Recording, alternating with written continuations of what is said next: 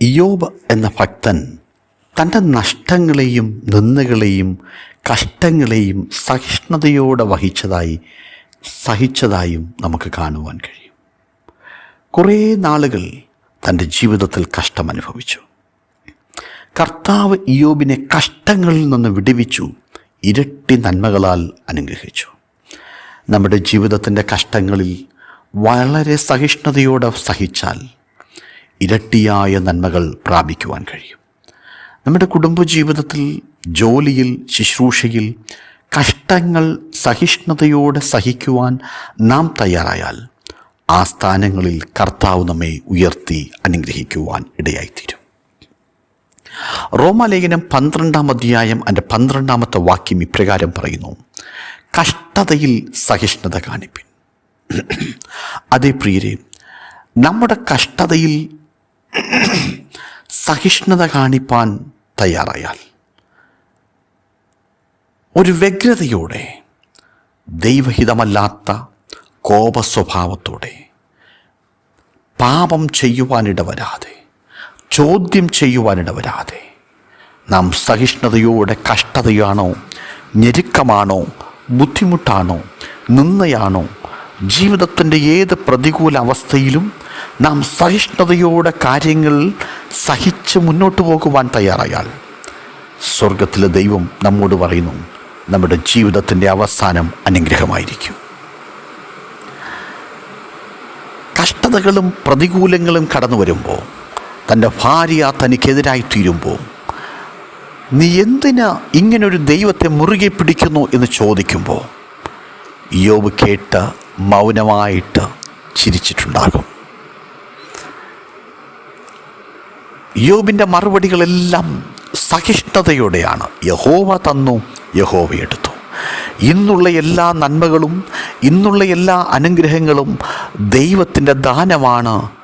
നഷ്ടപ്പെടുമ്പോൾ അത് നിൻ്റെ കുറവ് കൊണ്ട്, എൻ്റെ കുറവ് കൊണ്ട് നഷ്ടപ്പെട്ടുപോയി, പരാജയപ്പെട്ടുപോയി എന്ന് പരസ്പരം കുറ്റാരോപണം ചെയ്യാതെ, എൻ്റെ സാഹചര്യങ്ങളാണ് പരാജയത്തിന് കാരണം, എൻ്റേതായ കുറവുകളെ കണ്ടെത്താതെ, നമ്മുടെ ജീവിതത്തിൽ അങ്ങോട്ടും ഇങ്ങോട്ടും പരസ്പരം പഴിചാരാതെ, ജീവിതത്തിൽ വരുന്ന പരാജയങ്ങൾ, വേദനകൾ, കണ്ണുനീരുകൾ, രോഗങ്ങൾ നമ്മുടെ ജീവിതത്തിൽ സഹിഷ്ണുതയോടെ കൈകാര്യം ചെയ്യുവാൻ തയ്യാറായാൽ, അതിൻ്റെ അവസാനം നാം പ്രതീക്ഷിക്കുന്നതിനപ്പുറമായി ഇരട്ടി മധുരം പ്രകാശനം ചെയ്യുവാൻ, നമ്മുടെ ജീവിതത്തിൽ ധാരാളമായി പകരം തരുവാൻ നാം സേവിക്കുന്ന ദൈവം നമ്മുടെ കർത്താവ് മതിയായ ദൈവമാണ്.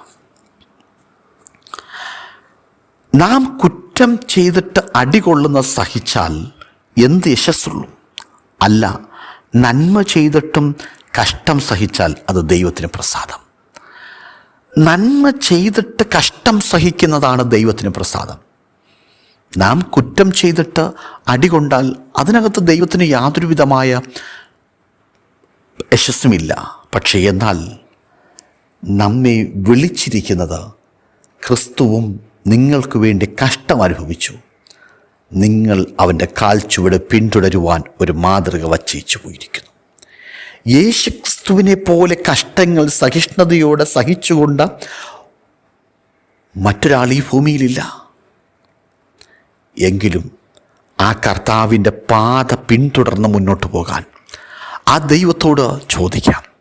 കർത്താവേ, ഏറിയ സഹിഷ്ണുത, പരാജയങ്ങൾ വരുമ്പോൾ, രോഗങ്ങൾ വരുമ്പോൾ, കടഭാരങ്ങൾ വരുമ്പോൾ, ജീവിതത്തിൽ ഉണ്ടായിരുന്നതെല്ലാം കൈവിട്ടു പോകുമ്പോൾ, ഇയ്യോബ് പറഞ്ഞതുപോലെ ആ ദൈവത്തിൻ്റെ മുഖത്തേക്ക് തന്നെ നോക്കിയിരിക്കുമ്പോൾ, ആമേൻ, ഉറപ്പായി വിശ്വസിക്കുക, എൻ്റെ ദൈവം ഇന്നുള്ള പരാജയത്തെ അനേകരുടെ മുൻപിൽ എന്നെ നിന്നയാക്കി മാറ്റുവാനല്ല, തിരിച്ച് ഇരട്ടി അനുഗ്രഹം തന്ന് എന്നെ മാനിക്കുവാൻ കഴിയുന്ന ദൈവം.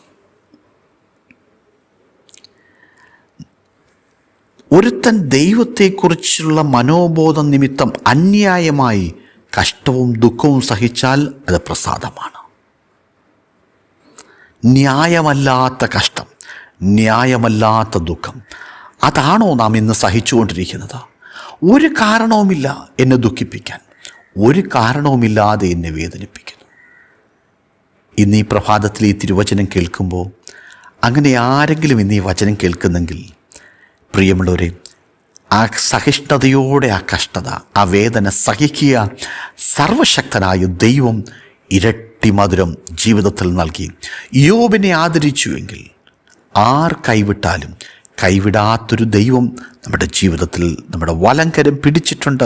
ആ ദൈവം നമ്മോട് പറയുന്നു, നിൻ്റെ സഹിഷ്ണുതയുടെ നടുവിൽ, നിൻ്റെ കഷ്ടതയുടെ നടുവിൽ സഹിഷ്ണുതയോടെ പിടിച്ചു നിൽക്കുക, സർവശക്തനായ ദൈവം നമ്മോട് കൂടെയുണ്ട്. ഈ തിരുവചനങ്ങളാൽ ദൈവം നമ്മെ അനുഗ്രഹിക്കട്ടെ. May God bless you.